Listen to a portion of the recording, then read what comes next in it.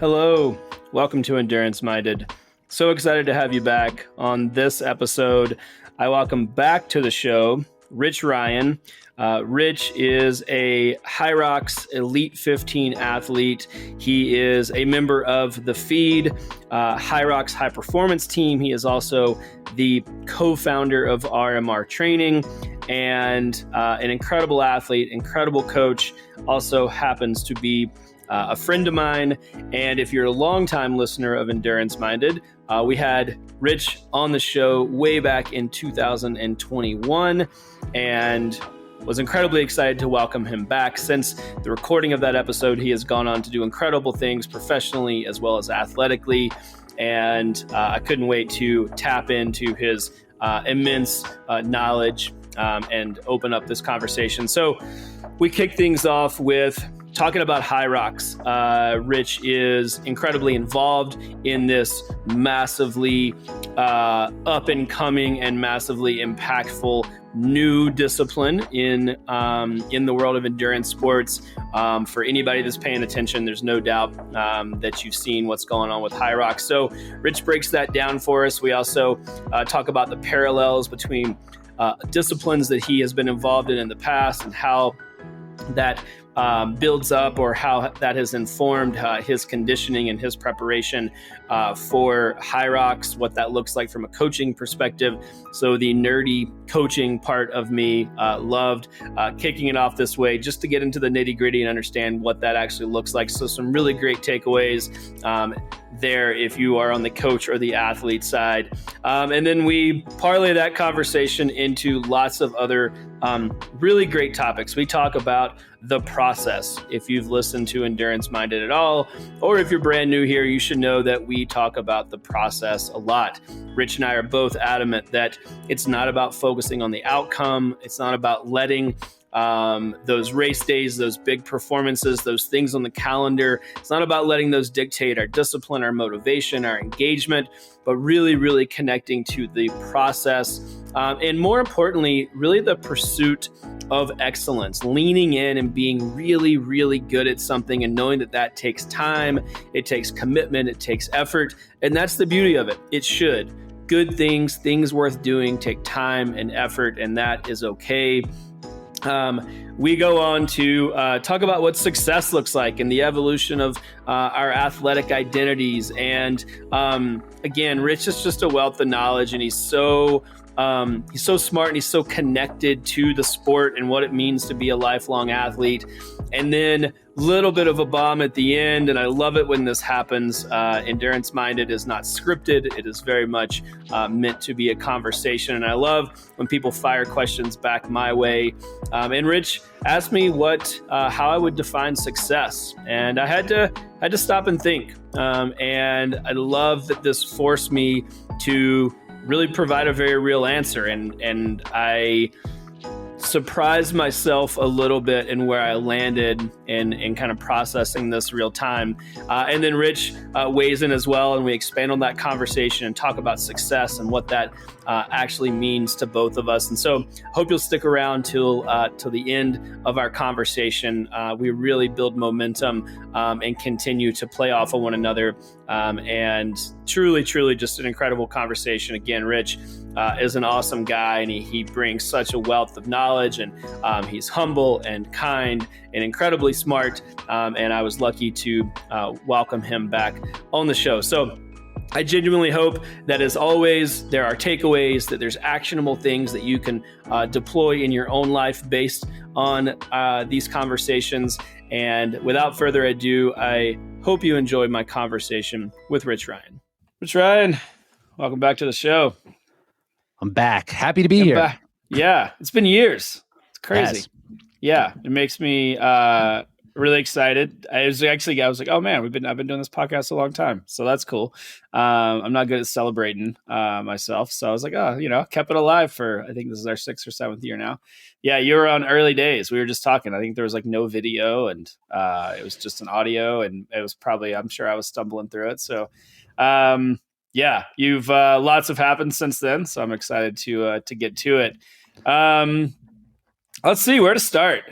I mean, I think I would be remiss I mean, let's talk about Hyrox for a second, Of because course. you're in it, you're crushing it. You're an elite athlete in that space. You're also a coach, and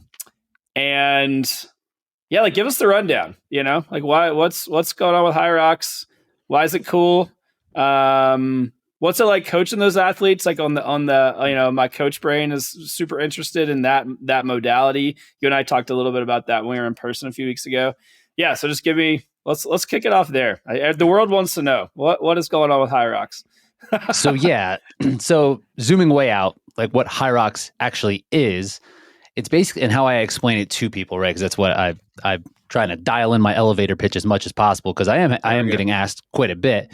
The way I explain it, it is an endurance. It's like a middle distance endurance event mixed with like functional fitness, aka CrossFit, right? So it's 8 runs, and after every 1K run that you have some sort of workout station. It could be ski erg, sled push, sled pull. We can go through all of it if we needed to, but generally it's just kind of a mixed modality endurance event. And the popularity has just been explosive, especially in the past like 2 years or so.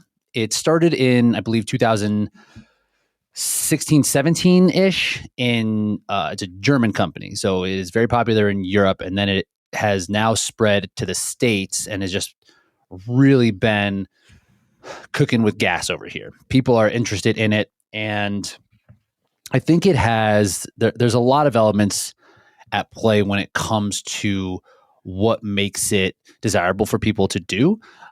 One in particular is the repeatability.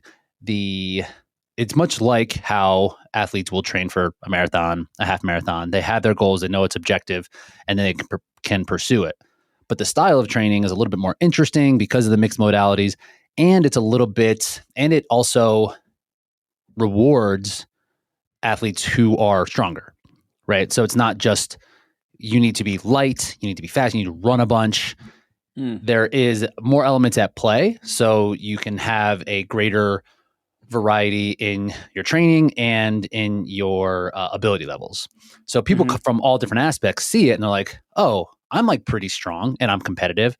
Let me see if I can get better at endurance. Or it's like, I'm coming from an endurance background. I'm a little burnt out on it. I want to start lifting weights. I want to be a little bit healthier. And let me see if I can be competitive here.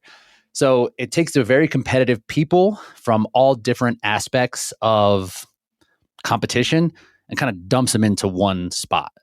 And then what has been kind of like the unforeseen byproduct is the community aspect. When you do a 5K, a marathon, a half marathon, everyone goes off at the same time. Your friends and family come to watch. They see you once, maybe twice over the course of 20 minutes to 4 hours, and then they finish, and then that's it. Here, there's waves of athletes going every 10 minutes from 8 a.m. to 8 p.m. So you can go there with your friends, with your family, and they can support you. And then once you finish, you can support them. So there's a greater community feel in this event, and it's contained. It's indoors. I don't think I even mentioned that. They're in convention centers, so it's very contained. So you can see somebody the entire time and just give them love and support the whole way. So those two elements, I think, have really what's helped this event really grow into more of that sports lane. And it is just like fun. At the end of the day, it's like a fun event to train for. It's a fun event to accomplish. So it's just like, it might be a bubble, might be the flavor of the week, but it's been a fun ride to be on. Yeah. But that's okay. Super cool. So, but it's a running event, like 8K. Is that the total volume? Like, so, ignorantly, I did not know how much space was between how much running there was, how much space. So you said 1K in between the different modalities. So yeah, still it's a running event. 8K, if, we're talking 5 miles, give or take. So, okay. Really interesting. It's what it boils down to, right? It's what you're doing the most of. Yeah. So you can only make up for poor running so much on the stations, right? Yeah. And it's definitely an endurance event, right? It takes like the highest end. I think the fastest male time to date is like 53 minutes and change. So it could take you like 53 minutes to closer to 90 minutes. So Yep. the aerobic side is massive. And Sure. people coming from with a big aerobic base, they typically lack some like full on power and strength across like all systems. And on the other side, people just really understand quickly. It's like, oh, I need to get better at running. I need to get a bigger aerobic piece here. Yeah. Okay. Are you, and you're, I mean, obviously the goal is to do it fast, but you're hustling between, like you're running like 1K repeats essentially. More or less. More or yeah. less. Yeah. Okay. And then the stations are the same every time? Like it's always the same or no? Always the same. Okay. Always the same. Yeah. Cool. So the you sequence, can train for that really. change. Yeah, you can train for that really consistently. Like I know there's a sled, I know there's wall balls, I know there's X, Y, and Z. Yeah, Okay. I mean, we can run through it real fast. There's 8 different stations. It's 1,000-meter ski erg, 50-meter sled push, 50-meter sled pull. The weights are not that important. They're heavy. It just like it's hard to. It's not like 1-to-1 at your gym versus here. Right. Then it's 80-meter burpee broad jumps, 1,000-meter row, 200-meter farmer's carry, 100-meter walking lunges, and 100 wall balls. Yeah. Okay. So there's some burly events in between the 1K repeats. Like this is serious. You got to, there is a level of conditioning required to be in the game. There's a bigger muscular endurance piece than what you would typically get in like an endurance event. Really cool. Okay. I'm excited. I'm going to try one. I want to get, yeah. I think you were telling me, was it Chicago? Is that the one I should Okay. Yeah, it's cool. I think, and again, just with my like coach hat on and someone who's definitely uses my own training as just like an experimental ground to see like what happens when I mix X, Y, and Z. I've done everything kind of under the sun over the last 20 plus years. I'm like, okay, that's interesting. That really, now that's like a combination of a lot of skill sets that I have, but aren't tuned right now, like the strength piece is there, but then like doing that quickly. And then like the muscular endurance, probably not as much right now. So I'm like really tuned up to think about how to hone that, and really dial that in and get some of that speed back too. And one thing I didn't mention that is attractive to people who are coming, say, from CrossFit, right? Because it is a blend of both things, that the skill component is pretty small. Okay. And you can kind of go out and figure out most of this stuff. You can turn the screws pretty tight on the skill side to maximize everything, which from the coaching brain side of things makes this really interesting because you can dive in and dial in things further and further and further and further. Where like, if we're talking about triathlon or just running in general, there are elements for sure that you can tighten, but at some point it is just like capacity, how much you can do. Right. Yep. And here there's a lot of things where you can improve in. Like if you're just like, I'm going to focus on getting better to ski erg, I want to get stronger for the sled push. Like you can kind of have these things blocked out in your training so you can improve on every little station across the whole race, which makes it pretty fun to like obsess over. And I think people get obsessed with it. Sure. Yeah. Yeah. I mean, I mean, like you said, I think that I could see a lot of opportunity because what's coming and also I imagine, and correct me if I'm wrong, because I have not trained for this, nor do I coach athletes in this modality. I would imagine the volume requirements are like relatively moderate compared to like other endurance sports, in terms of just like what's required on the week to really get pretty good at this, is that correct? It should be. I'm kind of leaning now into that space. Like, okay, this is, although it's like fairly long, it's not long for an endurance event, 60 minutes, right? It's not a marathon. It's not a marathon. It's not an ultra. So like, it's not a 70.3. So being sharp matters a lot more than the total volume that you're taking on. And because it's coming from these two different worlds, one of, I think like triathletes really kind of like this idea, and CrossFit. Both of those domains emphasize volume a lot. Like the event itself is basically how much you can endure.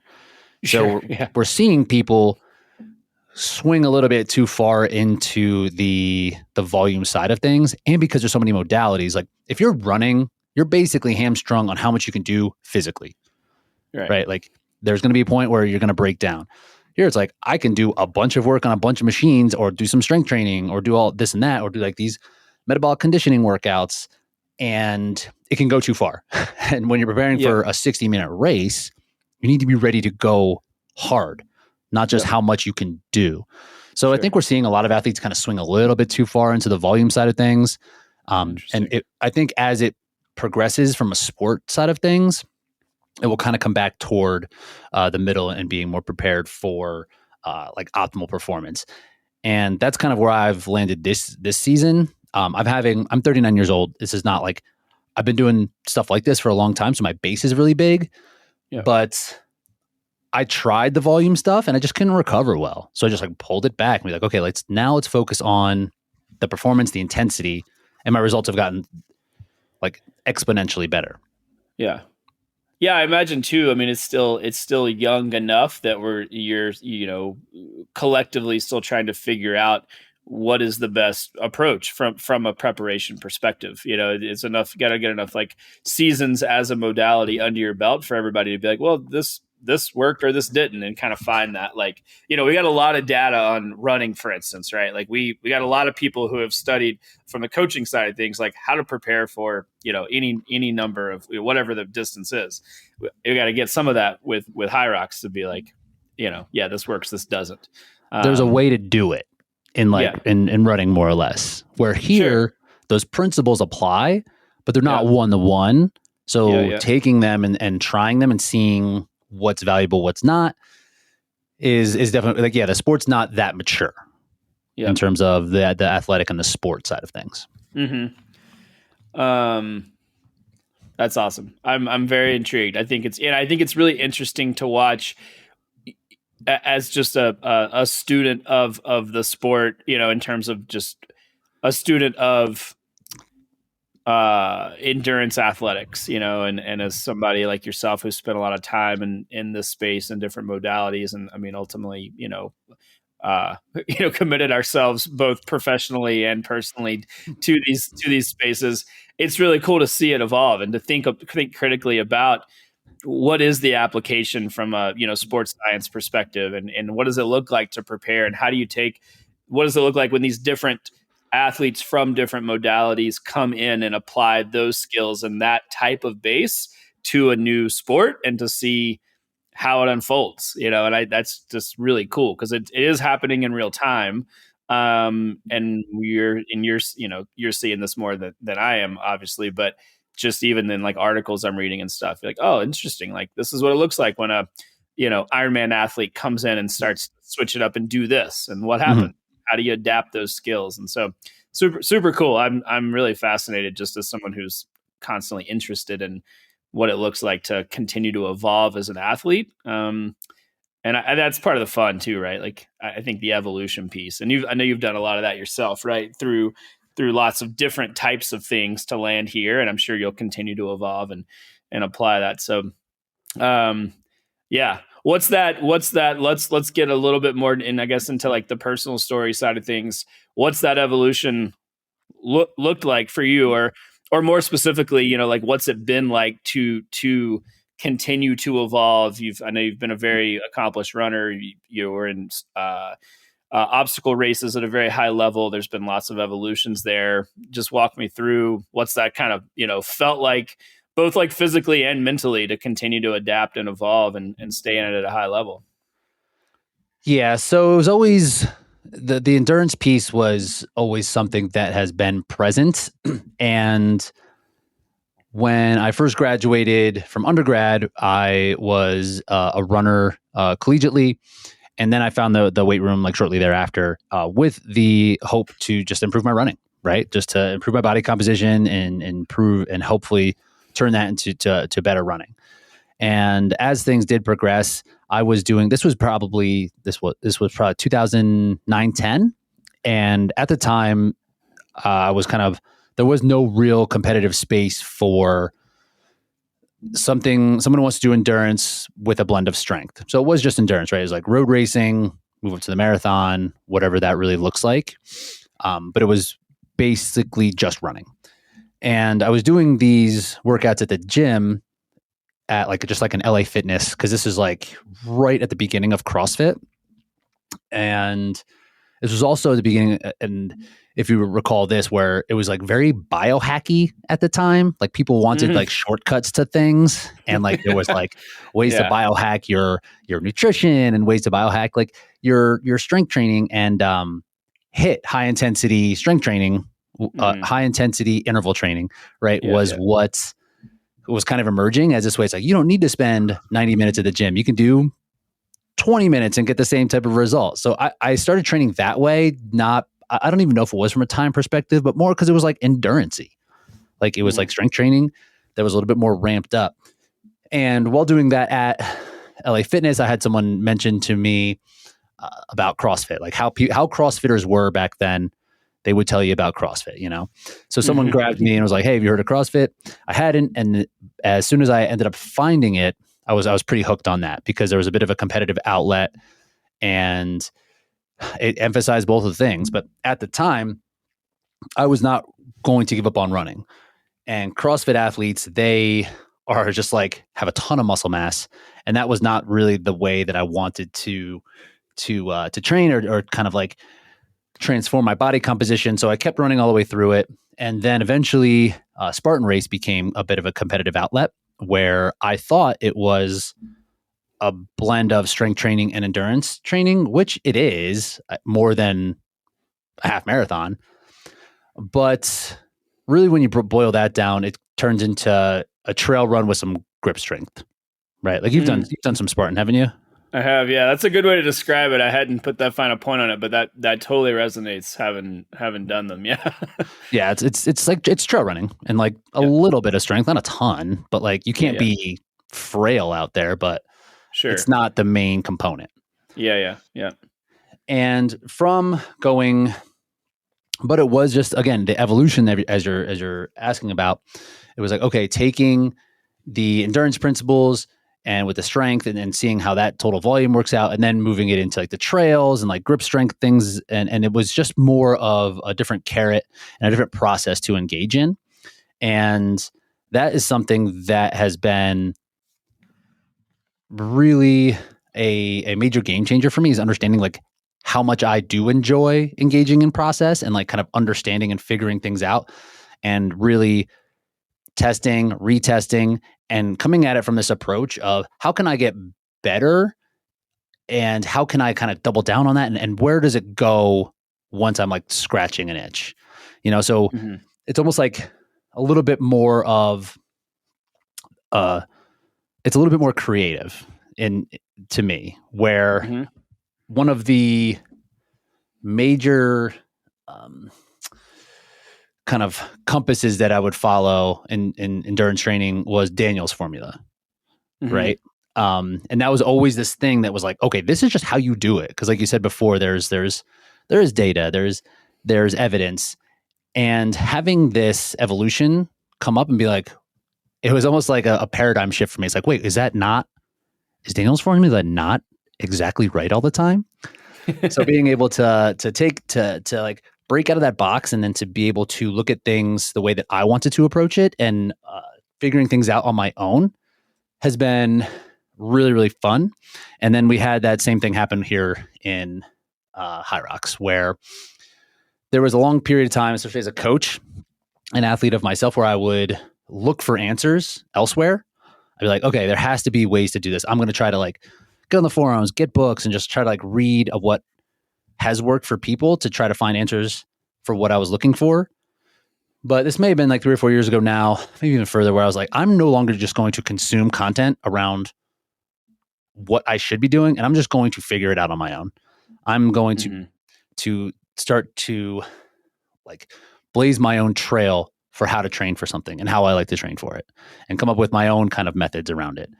And that, in terms of evolution as coach and programming, has been like kind of freeing, that there is no like one way, and that I can explore. And that's what's been really helpful as I have gotten older as an athlete, that I am not like beholden to any methodology. And following sports that are not like traditional has really kind of opened that up for me. And I think that's what's been just really, really exciting about this whole space. Yeah. I love that. I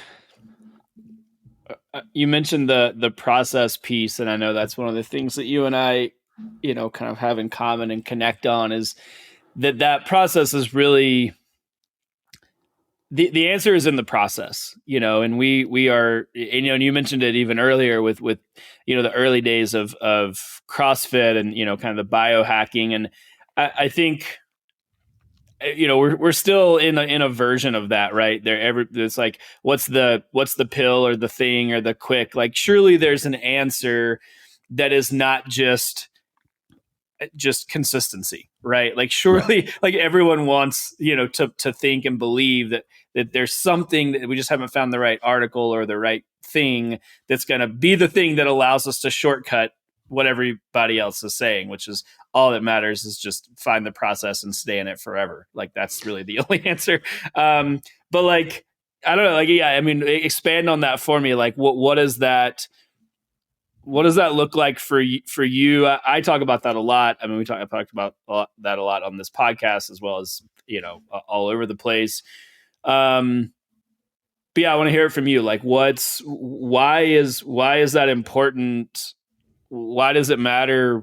Why can't I just go try to, find a bunch of supplements and try to, I don't know. And I'm, whatever, supplements are fine. I'm just talking Right. It proverbially, like, why is all, why should I care about the process and not just chasing down the thing that's going to help me shortcut stuff? Right. I mean, and we talked about this when we had met up in person, about the, like, what the reward you actually experience from the process. And it's not the outcome necessarily. I mean, it's great to have an outcome that does kind of meet these goals, whatever. You have this like shiny object out there. It's like, I want to be on the podium. I want to like win this race. I want to be the best, whatever those really superficial outcomes are. But the value that I find in this is the pursuit and like understanding what is required and what is possible in terms of the effort. And in that process, there is, for me, it's always about like, what can I do to enhance, whether that is through a greater amount of effort or through smarter effort or through just like refining what has worked. And those things, those takeaways apply across the board for me. It's not just athletics. It's not just coaching. It's more like mindset. Like, if I can do this, if I can engage in this process here and see success as an endurance athlete, it's like, that should work in business, or that should work in my relationships. Like, that should work in really any other aspect of life that I want it to work with. Mm-hmm. And because there is no, like, there's no reason that a process or like being mindful around an approach won't find you some kind of result that you can take and augment and change along the way. So that value in the pursuit is what is the byproduct. It's like, okay, the confidence that I can gain from it and how I can apply that across the board is more of a mindset around like a life philosophy rather than chasing this like superficial goal. Yes, man. Hallelujah. Yeah, I mean, it's so great to hear you say that. And I knew that was, something that we have connected on over the years, but for me, I have recognized, and this did not come, I don't want to paint the picture that I have always felt this way or always seen it, but with with athletic maturity, the biggest takeaway for me has been, to your point, that fitness is like a byproduct of consistent exercise, right? Like the thing that I get from consistently engaging in the process far outweighs fitness, right? Like I always say, like fitness is a really cool byproduct of consistent exercise, but it's actually not the thing that I like that's most important to me, right? Like a fit body is great, like, and it is valuable, but like you said, it's the ability to apply those principles to every area of my life, and I know that like when I do that, it's truly the thing that allows me to be the person I want to be in all these other areas of my life, right? It allows me to be the husband that I want to be. It allows me to be a friend. It allows me to be a business partner. It allows me to be a leader, right? Like I know for a fact, like I've gotten most of those skill sets, not that I've mastered them, but I've gotten them from just engaging in the process and not worrying about, not focusing on the outcome-based goals of exercise, of training. And again, that wasn't always the case. Like I raced for podiums, I raced for wins, I trained, like for sure I was that guy. So again, I don't want to paint the picture that like I have reached nirvana and I just like have, but I mean, I do, it's important. I think it's important to say, right? Because I that's not why. Well, let me ask the question: like, I don't think that's why people start these endeavors, right? Would you agree? Or what's how do we like compartmentalize that, or help people see that earlier? I guess maybe is my goal. No, I like.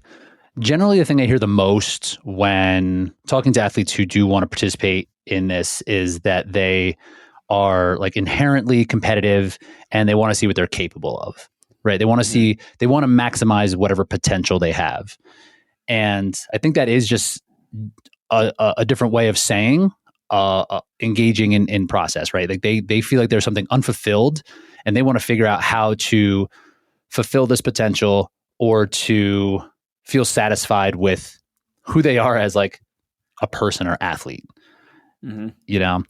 And I've definitely been on that route as well. Like I've had a very poor relationship with competition in general for maybe not the majority of my life at this point, but probably the majority of my life at this point, where if I didn't perform well, what did that mean about me as a person? Right. Sure. And it means nothing. It means nothing. And it means just like you haven't found a process, or you're worried about the wrong things, or in my own journey, like it's just like unhealthy. And then it's like shying away from competition, or not wanting to do competition, or not wanting to better myself because the outcome that I'm getting what meant more to me than anything else. So having that shift of like, okay, let's just see what we can do if we follow a certain path and do something that like I can believe in has been like just better for my mental health, Yeah. And I just think, I don't know. And I think that there's like just that pulling apart of what the outcome means to a person, to a personality it just takes some work. Just takes some work, some time to like reflect. Yeah. I want to go a little deeper there because I think that's been, from the coach's perspective, that's often like the biggest hurdle to overcome is when it's kind of like not if, but when, like when a race, when an event doesn't go as planned, right? Mm-hmm. When something goes sideways, they don't feel good. The wheels fall off and then they make that mean something about them, right? Like the effort, they didn't do enough. The effort wasn't enough. They didn't. So what's the process for building a mindset that allows you to stay in it? Because it's really disruptive. And I know you've been there. We've all been there as coaches, and we've certainly been there as athletes. Like I have more shitty days than I have good ones. So yeah, like what I'm curious to get your take on just going a little bit deeper into like how to stick with it and not make that mean something about us and the sum total of the effort kind of thing. Yeah, I'm actually interested in hearing your side of this too. The thing that kind of blew the top off of this for me was the shift in how I think about or consider what talent means and what that is, right? Like, I think that I've been here for sure, and I think a lot of people want talent to be the ultimate decider of where a ceiling is, right? And maybe there is some things in terms of talent that are like there's intangibles, but I don't necessarily think there is talent. And removing this talent label that is undefined, it's abstract. Like, what does that even mean? And is one person given something that another person has? Is a baby born with a higher VO2 max than another baby? It's like, I don't know. Yeah. Like, it seems like no, but like maybe. Right.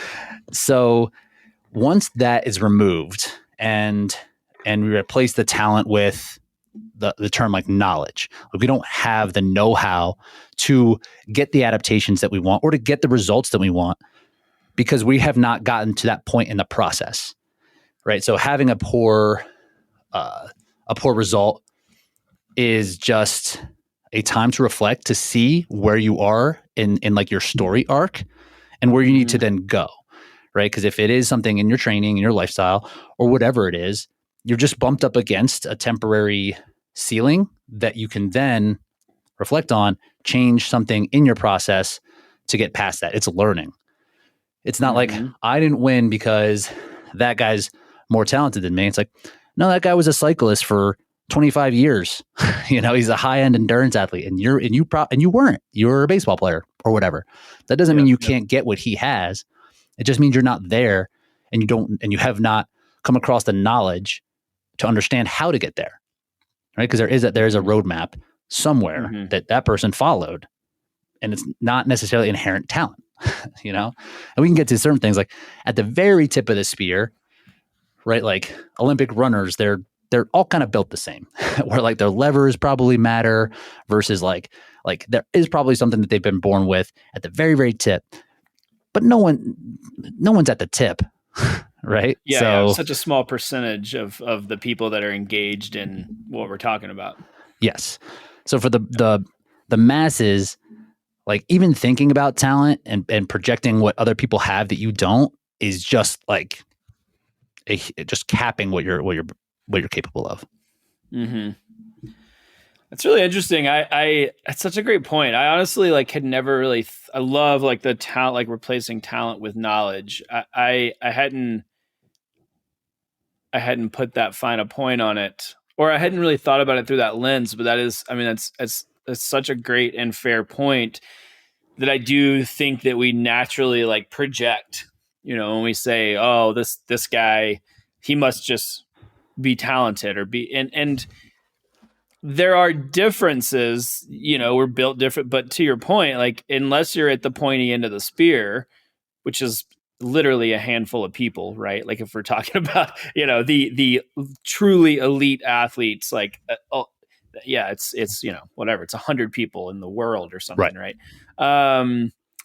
And so the answer can't be talent, right? Like there is this, and I wonder too, if the reason that is frustrating is because the real equalizer is just time, right? Like what we don't want to admit is that it probably just takes more time than we want to get the results that we're looking for. Or potentially time passed, like that they have spent time that you can't regain to get to the place where you want to be. Right. And athletics, right, there's going to be a physical peak. But think about it from business and like a business standpoint, same kind of thing. It's like maybe there's a thing we can argue, like maybe there's an IQ element or there's something along that level that like people will have naturally that others might not. But most people not really. They're just like they're just trying harder. I read there's been lots of studies done on this, like categorically people that are, I'm going to use success in quotes, but if you project out the people of the world who have built the businesses that we think about, we're like, oh, those people are successful. It's people that have changed the landscape of business. They're not smart. Like categorically, they have a lower IQ. Not that they're not intelligent, not that they're not, but like they're not geniuses. Like to your point, they just have put in a heroic level of effort that and set in that effort for an amount of time that most people aren't willing to put up with. Right. And I think it's the same thing in sport, right? Where you're just like, it probably just takes more time and more effort than we want to admit. And that's frustrating. And when you feel like you're putting in that type of effort, I want to say you, when athletes or when are putting in that type of effort and they think that they are doing as much as anybody possibly could, they're just missing there's levels, right? They're not seeing, and even at the very tip of it, like that's what's separating. It's like there's levels in what people are willing to do, and it's not always just like being a hammer and trying to go harder. It's about like, again, back to process, reflecting on what's actually working, and then doing things that are going to get you like marginal gains across all sorts of different avenues. Yeah, it's probably also to like the knowledge versus talent piece. It's the understanding of where to allocate time and energy to actually move those levers, right? Like it's also not just time spent going hard, right? Doing I'll stuff. use that as an example. Right. Yeah, like I'm not, you're like, oh, I'm doing all I can do. Like there's probably lots of pillars when we're like truly honest with ourselves, like collectively, we're just not applying that knowledge piece, right? It's recovery, it's sleep, it's intensity allocation, the list goes on. And that's a hard thing to be honest with too, right? Like to your point, I think you're like, oh, I'm doing all I can. Like I'm training as much. Like, these are all the hours I have, and it's all I think about, and it's all and like, it's still just it's one, like you said, there's levels, and two, like, are you doing it in the right direction? Is that time being allocated to the right thing? There's a lot going on there. Right. And like we'll just keep it in the physical space. Like if you just don't like doing zone 2 and like you're just doing zone 4 all the time, you're like, oh, I'm just crushing. It's like, yeah, but you're not doing the one thing that like you don't like doing. And like, you're you're like, you can make justifications around it. Yeah. Something even like was like doing your nutrition or like diving into supplementation or whatever it is. Like there's something you probably just don't want to do. Yeah. So like you justify around it. It's probably the thing that you should do the most of, right? Like that tends to be the case, right? It's like the thing that we're most resistant. Yeah. At least find out. Yeah. I know I think that's the case with me, right? I try to like check myself, and I'm better at catching it like in real time now, where I can be like, why don't I want to do this? Like, oh, it's probably because it's the thing that I actually need to be doing, right? Like, why don't I, whatever. And there's that little bit of resistance that happens in business, and I see it. I'm like, actually, no, like I'm going to use this as a cue to lean in. Like, this is probably a sign that I should actually do more of this. Discomfort and just like going easy. I mean, it's it's fun to crush hard workouts, and like so that's always my check, right? I'm like, why am I putting off this like easy run, and I'm way more pumped to like kill myself tomorrow, right? So like, let me use that as a cue to actually make sure I show up for this easy run. There is let me just make sure I'm getting the there's this book called the War of Art, by Stephen Pressfield. Okay. And he coins this as the resistance. Like when you feel something that is trying to make you not like that sparks like this discomfort and makes you want to stop or to move away. That's when it's like, that's where you should go. Like when the resistance is present, it's like you're going into something that you are not sure what's going to happen after. So like you have to lean toward it. And the resistance is like always there. And I think he was he's an author, right? So I think he's writing about like the creative process. And I feel this in business often. It's like, I don't know what's going to happen there. And then I start an endeavor, and it's like, I don't really want to, but then it's like, oh, that's the resistance there. It's like, I need to find out. Right. Yeah. Yeah. It's a good check, right? Like those areas, even if we like take stock of those areas of resistance in our lives, those could be, I think that's a good way to, I don't know, it almost highlights where we need to lean in, because we choose, it's the human condition, right? Like that's like the curse of being really smart mammals, is that we choose the path of least resistance, right? We have the ability to like self-navigate. and we don't have to go kill our food if we don't want to. So we can just do the easy thing basically all the time. Yeah. It's nice to be comfortable. Feels good. Yeah. And so we choose comfort. And like, yeah, I think just using that as a lens to be like, maybe there's something here. Right. And I've actually done that. I've made like a list of like, where are the things that I like, they're friction points.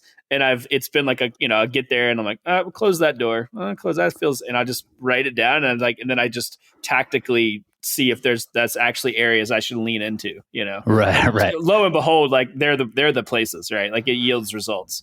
And it's probably something you already know, right? It's probably connected to something that you've done in the past. You're like, oh yeah, that's an area that I've struggled with in the past. And this is connected to that same exact area. So no kidding. Here it is again. Right. Yeah. Yeah. No, it wasn't anything new or groundbreaking. I was like, oh yeah, no, that's I've done that before. This is how I've been. Yeah. It makes me think about too, the value in pursuing excellence and this kind of, there is this tendency to chase the latest, greatest, kind of chase the gold, thing or whatever, and the shiny thing, the object. And you had said this or talked a little bit or mentioned this before we started to record this episode, and it's something that I've really become like fascinated with. I want to do things really well, right? And I want to understand them. It makes me think about it when we're talking about like knowledge versus talent. But break that down for me. I'd love to hear like your perspective on that, on the value of pursuing excellence and not just, doing it for the sake of doing it or going hard because you can. I mean, I think there's lots of, areas this is really pervasive, I think, is like a standard for how we live. Mm-hmm. So yeah, break that down for me. Let's go deeper there. I actually heard this from like just that actual coined term from it's from like a coffee roaster who makes this bean, who produces this variety of coffee. It's called Eugenioides, and the Eugenioides plant, it only yields like 1 cup of coffee. It's like a small coffee plant. It's like very delicate, and the yield is very low. And so there's only one producer in the entire world that does it because from monetarily, it makes no sense, right? They do sell these beans for like hundreds of dollars for like 4 ounces or whatever, but like you're still not going to make your money back. But he had this idea of like the pursuit is what is valuable there. So like having it and like that brings value somehow. And in that case, it is just about like the actual bean itself, right? The actual like output. To me, this is like, and it just got me like really kind of thinking. It's like, wow, this is really no benefit for him to do this. It's just bringing something that is great into the world and like this pursuit that is never ending. And that's one thing that I think is pretty frustrating when thinking about any pursuit in this terms, is that it's not going to end. There is no outcome here. Right. So it's like this more or less like a journey that now I've kind of had to wrap my head around because I have leaned into this like mindset of pursuit and been doing it for however long, for several years, that it's like, oh, okay, like this is just going to be me from now on. And it was almost like an acceptance of who I am as a person, and there is not going to be like a shiny object, an outcome, and I'm never going to get there. I'm going to progress myself as a person, as an athlete. Like it's showing as in business, it's going well. Just as like the person I am, I'm like happier with that, but there's like no end in sight, and there's never going to be, which is like which is like hard to grapple with. Right. So it's almost like a change in like the ethos, like a life, like how I think life is more about this pursuit rather than where's it going to go? So sometimes I have these questions. I'm like, okay, what does this mean?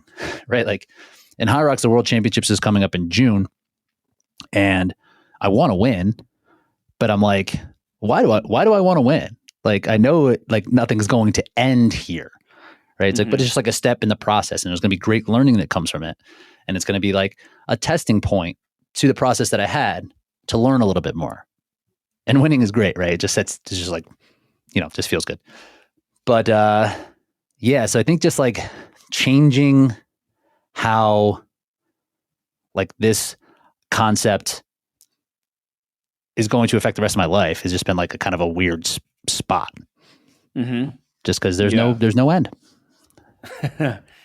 I love that. I've also thought about that a lot. It's probably been, it sounds like the same for you. It's probably been one of the most like transformational mindset shifts that I've made, that I've applied to every area of my life, is just like this long game view, and that the only goal of growth is to continue to grow. Right. And that's very frustrating, right? Like it is, I find myself, it's hard to settle into that, right? Like the only goal is to continue. And like there's benchmarks, but then immediately on the other side of that, I've also found that just really liberating, right? Like it's really changes the way I think about, like it changes my energy in the days, right? Like when I wake up, it's just a brick, right? It's a brick in the wall. Like it doesn't, all I can do is today. And I hope I get to do it tomorrow and rinse and repeat forever. And that, I don't, there's a piece of that I'm like, geez, this is relentless. But also largely it's been really freeing, like, cause it takes a lot of the pressure off too, right? Not that I don't, like you said, not that you don't have goals. It doesn't absolve us of reaching, but I think it just like, it flattens the pressure curve, right? Like when you look at this as a spectrum for like world championships, is hopefully you get the opportunity to live a very long life. It is such a minuscule waypoint in the path to all of the things that you'll do with your life. So like show up and kill it, right? Absolutely. Also, it's flattened, right? It's not the huge peak that we think that it might be. It extends that timeline such that like everything is at a much smaller scale. Right. The big wins in business, the big wins in athletics, the big wins, those are cool. They're tiny little, like, boop, and then we're back. Right. So I don't know, like what's that shift felt like for you, again, frustrating or or freeing or what? Yeah. I don't know if I feel frustration from it. It's exciting that I know that I'm always going to have something that is going to feel fulfilling with a pursuit, that's cool. Like it doesn't matter whatever it ends up being, right? Like if it's business, if I like get into cooking, I'm bake bread now. That's cool. I could pursue that. Seen your Instagram posts. You seem like you're killing it. I'm really jealous. I'm not doing great on the bread front. I struggle with patience and bread. So that's a pursuit that I need to try to sort out. I encourage it. And, but there's this, I had something there that I've lost now. Like this idea of that. I used to have this idea that like there would be, like the goals along the way, that like there's going to be a point where like I've made it or whatever that means. And from where I was to where I am now, I think where I was, I'd be looking at myself now, I'd be like, oh my, I did it. But I don't feel that way. I don't feel like I've accomplished like anything necessarily, even though I have accomplished quite a bit in like objectively. Right. So like that and the thought of the process along the way, like it's challenging to have the wherewithal to like feel good about where I am, and as opposed to like always being dead set on where I need to go or what I need to do next. Like the pursuit is a little bit all encompassing, so that I kind of like, so the blinders are set forward, and I don't think I really appreciate where I've been. And I don't know if it matters. Like, I think it feels Oh, yeah. good. Like, I think, Right. Right. and I think from the outside, like, I get positive encouragement from my wife, who's so supportive, and just my family in general, and then just like people around who've seen. But like, I'm kind of like, wow, what are we talking about? Like, we're still going forward. So Yeah. that is, I don't know if it's frustrating. I don't know if it's bad, but Yeah. Sure. That's a good like, point. is that something that matters? Like, does there need to be this fulfillment happening along the way? Or is just like you said, the fulfillment is just like stacking the bricks, what you're Yeah. doing right now. So I Yeah. don't really know. I think that's the freeing part is for me is it takes it, we put a lot of pressure on ourselves of like, is it right now? Like, am I as maximally happy as I can be? And like, maybe or maybe not, but if the joy is really in the pursuit, it takes a lot of pressure off of any singular instance. You're like, yeah, like today's good.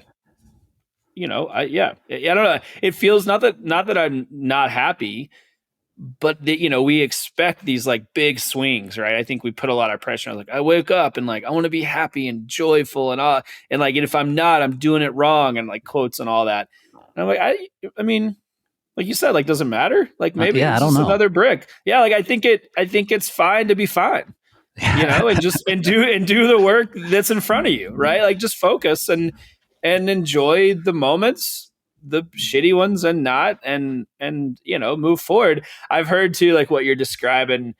I'm it's just, it'll be my life's work to try to be cool with where I'm at right now.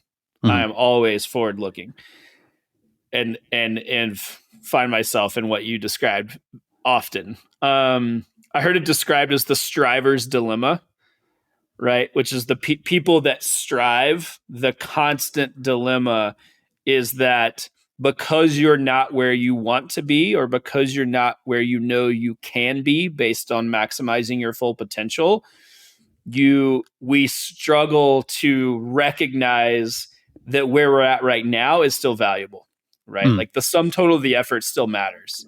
um and there's always this like push and pull. I don't know.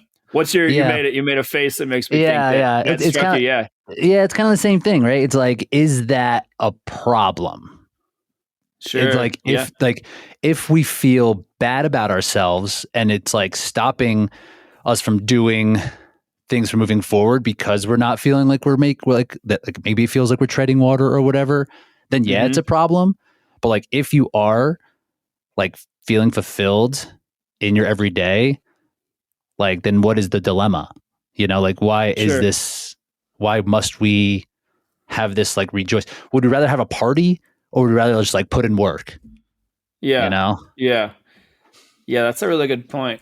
Yeah. Like, the reward is just getting the opportunity to do the thing again. Yeah, and do it better. Yeah. Yeah. Yeah. That's really good. And I not, and like that. it doesn't necessarily have to be like, I don't feel negatively toward myself when I'm doing this. And naturally talking about failure then is like, I don't Mm-hmm. feel negatively across any of my failures. I almost don't even recognize them as failures, because if I did, it would feel terrible. I would just feel like Yeah. I was failing all the time and I was not Yeah. doing anything right.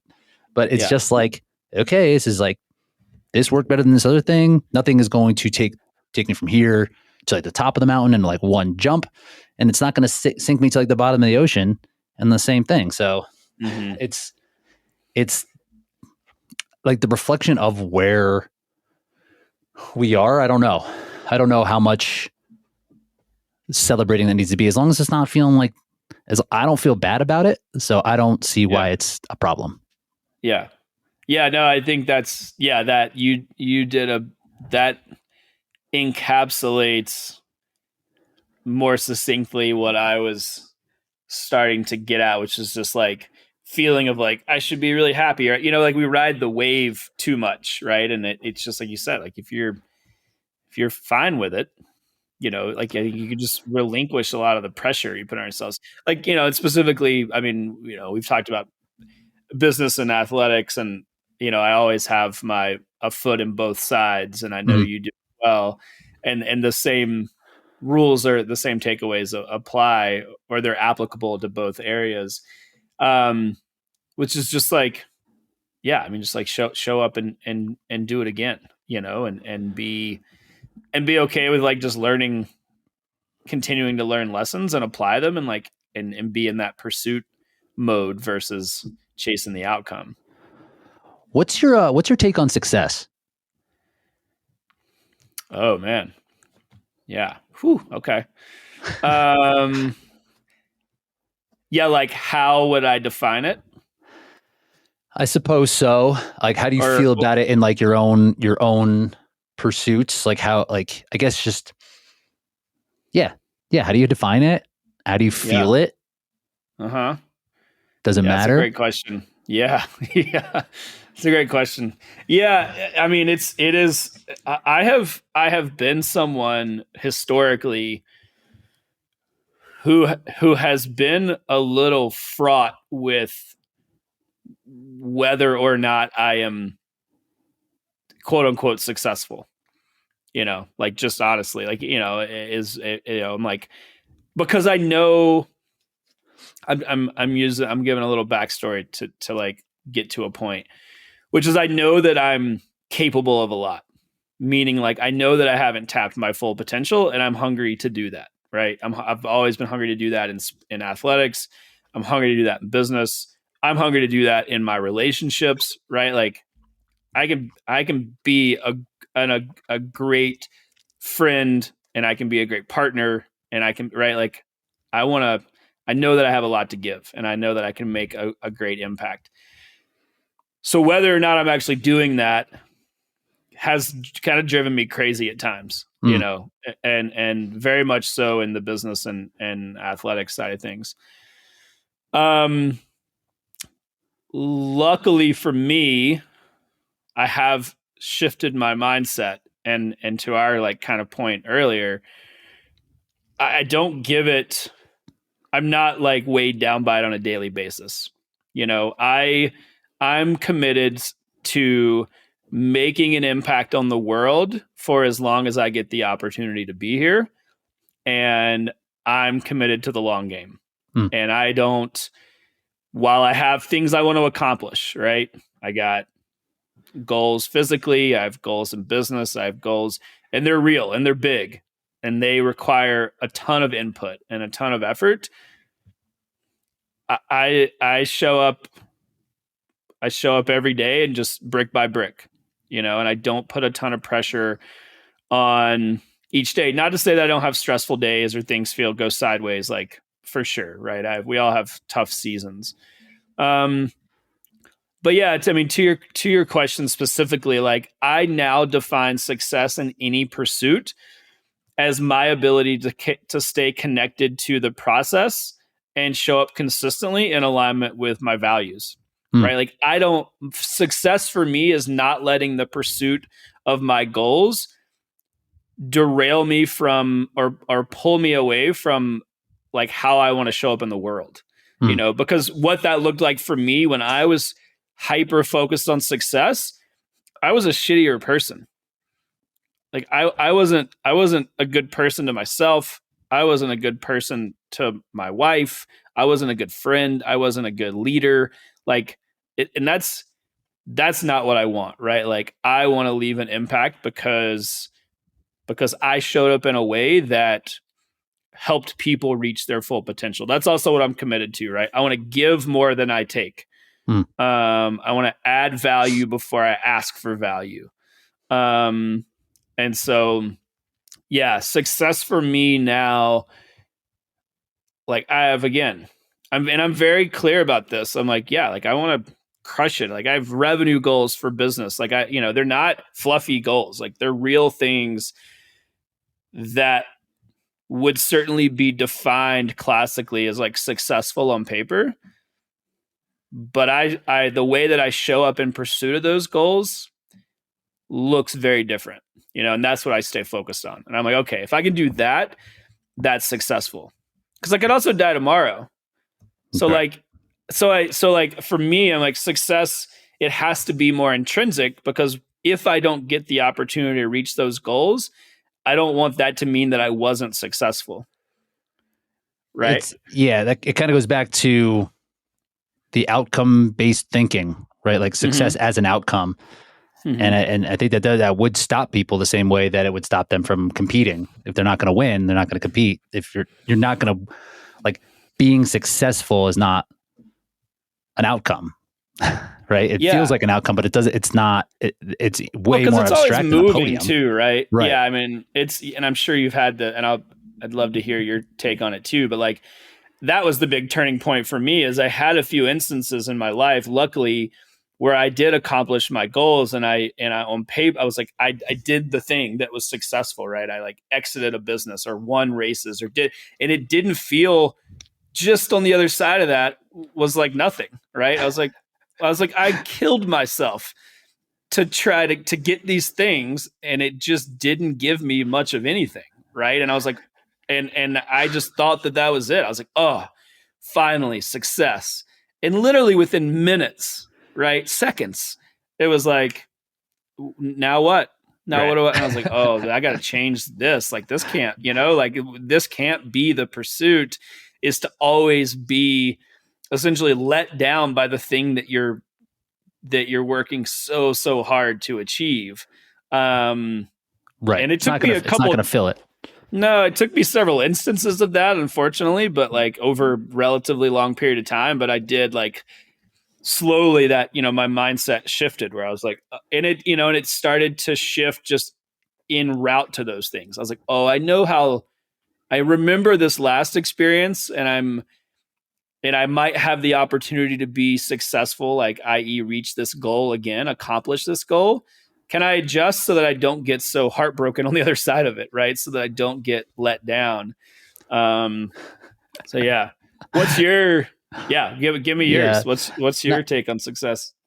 Yeah, it's similar stuff. Like, it's hard, like, athletically, it's just so much easier than personally to define it, but it's typically outcome based. And oftentimes I'll ask athletes who I'm coaching before a race, like, what is a successful result? I don't know if I use result. What's a successful race look like for you? Right. And it's not like, and I steer them directly away from hard outcomes. Like, oh, I want to run 60 minutes. I want to get on the podium. It's like, you can control like your place almost not at all. Right. Like, you can't control what other people are going to do necessarily. Yeah. Like, you can compete, whatever, but like, what in this process will you come out and feel okay with? Right. So I feel like that pretty often in terms of business and personal stuff. Like, did I do what I wanted to do in terms of getting to this place? Or did I, like, drop the ball somewhere if it is one of those, the resistance that's pulling me back? Like, did I let that win, or did I persevere? Right. Like, and it's not this hard reflection point, but usually it's in some sort of, like, in a loss. Like, after I've lost something, I can look and be like, did the resistance beat me here, or was I able to win past that? That to me is success, right? Like, if I am able to put my best effort forward, like, realistically, then I'm like, okay, I'm cool with it. Is there something I could do better next time? Of course, on both sides. So I think it's more that, just like making sure that I'm proud of myself. I'm proud of what I'm doing. And that's when I feel like the best. It's like, okay, cool. Like, this is how I want to show up for myself. And if I can do that, like, that's success for me. Yeah. And the outcomes typically follow. The outcomes will typically follow. 100%. Yeah. I love that. Yeah. I mean, that I very much is the like, being proud of yourself, how you show up. If you can check that box, that's a win, right? Yeah. I think ultimately, like, in life, I would definitely say that's part of the kind of success definition for me. I mean, because, if you chase those things too at the expense of not being proud of yourself, I mean, to what end, right? It really diminishes that outcome. Like, if it's at all cost, it just doesn't. I don't think it's not worth it. I would say. Now, there's people that would argue, but Yeah, I mean, like you might be able, like people who have that, they might be able to accomplish more in terms of like objective things, like what I like that, like the Kobe Bryant, like the Tom Brady mentality of just like always wanting and needing to win, like to what end? Mm-hmm. Most people, they'll either accomplish it, it won't fill them, like how you mentioned, and they stop the pursuit, which is a major Mm-hmm. loss, or Right. they don't try, or they like take an L and they do the same thing. They try to find somewhere else. Like maybe I'm not talented enough. Maybe I'm in the wrong sport. Maybe I'm in the wrong business. If I moved over here, maybe that's where I'll find success because of who I am right now. It's like you're just like moving off of the process. You're moving off of the pursuit. And that's just like a huge loss. Yeah.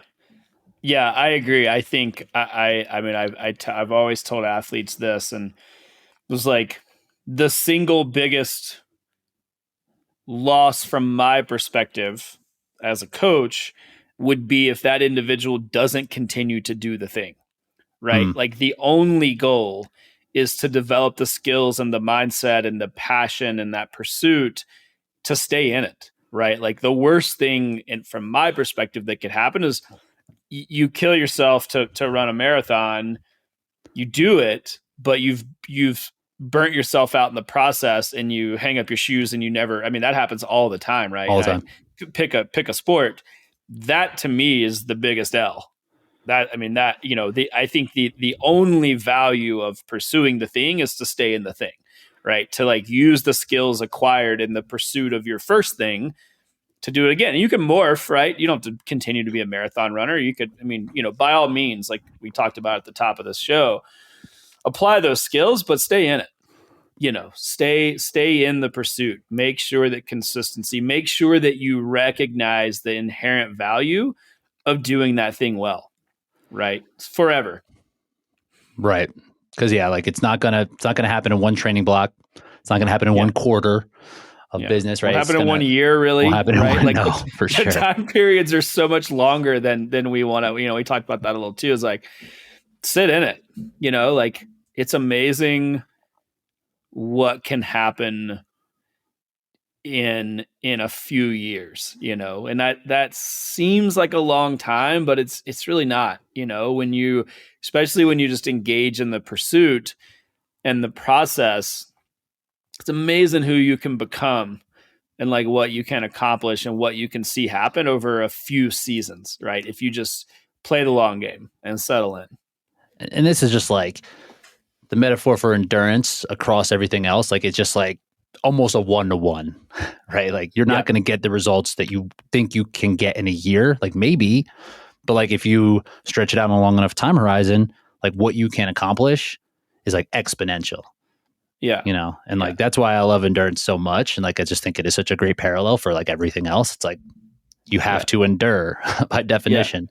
We literally just circled all the way back to the reason this podcast is titled Endurance Minded. It is the like mindset we require. Yeah, it's like we have landed squarely on why this podcast exists. Yeah, and even like if you do accomplish it in a year, imagine that skill set, like you said, with a longer time horizon. Like take that same thing and it's 10 years. Well, then what happens, right? Like if you did it in a year, what could be accomplished in 10 years, right? I really like to push people to like really extend, right? Everything needs, now it's like everything's supposed to happen faster. I'm like, why?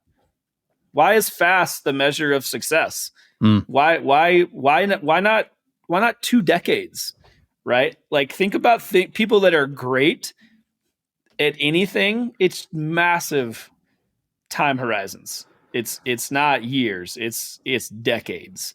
Right. So settle it. Like, like I love to be like, no, like let's push it out. What about 15 year, 20, 30, like really scare people. Right. And that to me, it makes me so excited. I'm like, man, I hope that I can be talking about 30-year goals, 50-year goals, right? Like you and I are still young. Like how, like that gets me so fired up to hope that I have the opportunity to continue to stay in the process for really long periods of time for like everything in my life.